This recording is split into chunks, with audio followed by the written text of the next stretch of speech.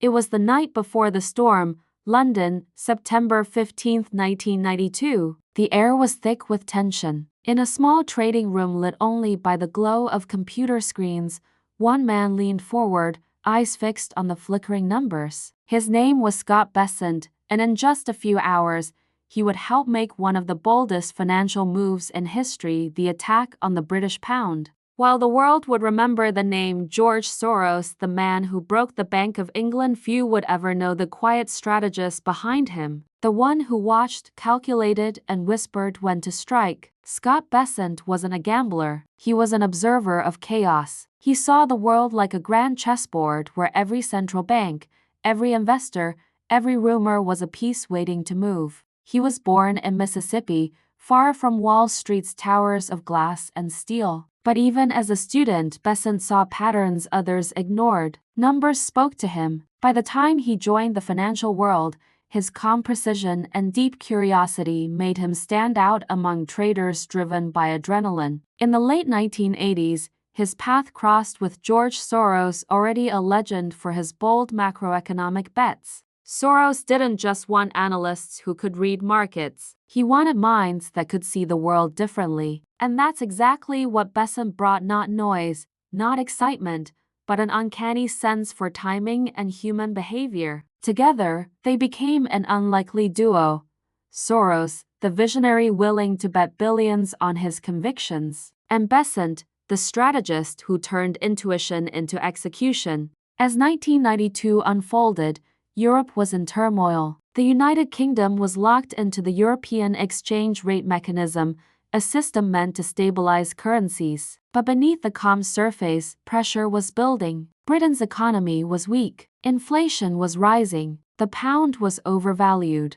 Bessent began to notice the cracks. Quietly, he ran simulations, analyzed capital flows, and tracked the words of politicians trying to defend the indefensible. "It can't last," he told Soros. "The numbers don't lie." Soros listened. And then he asked the question that would change financial history: how much are we willing to risk? Bessent didn't answer right away. He knew what was at stake: not just money, but credibility, the fate of a nation's currency. Finally, he said, enough to make history.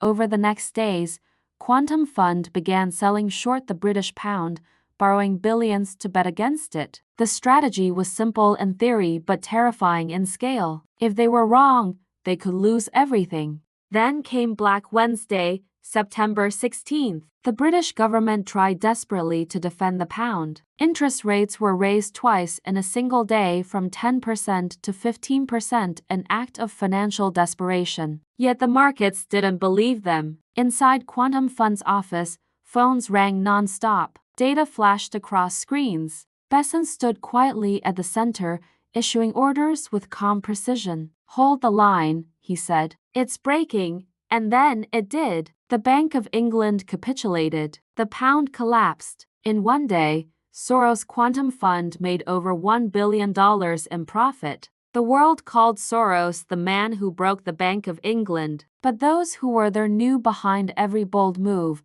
there was Bessent's cold logic, his calm in chaos, his mastery of timing. After the victory, the world changed. Soros became a household name. Bessent, ever the strategist, stayed in the shadows, managing billions quietly, building his own legacy in silence. Years later, he would go on to found Key Square Group, managing billions more, but always with the same philosophy: observe, don't react. See the world not as it appears, but as it moves. He wasn't driven by fame. For Bessent, success was never about being seen, it was about understanding. Understanding why people panic, why governments fail, why markets rise and fall. To him, finance wasn't about greed. It was about human behavior, psychology, and timing, the endless dance between fear and ambition. In the years that followed, many tried to replicate what Soros and Bessent achieved that night. Few succeeded, because what they did wasn't just a trade. It was a statement,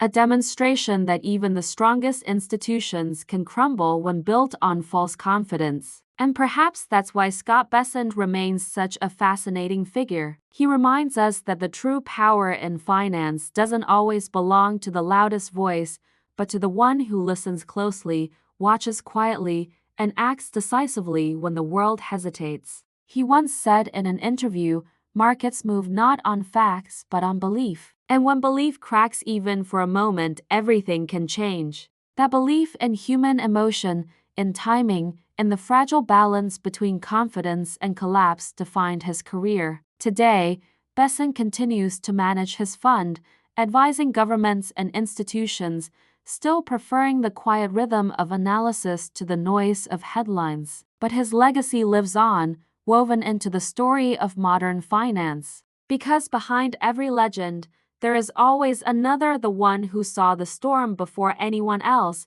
and understood what it truly meant. Scott Bessent may never have sought the spotlight, but history remembers him as the mind that turned foresight into fortune and silence into power.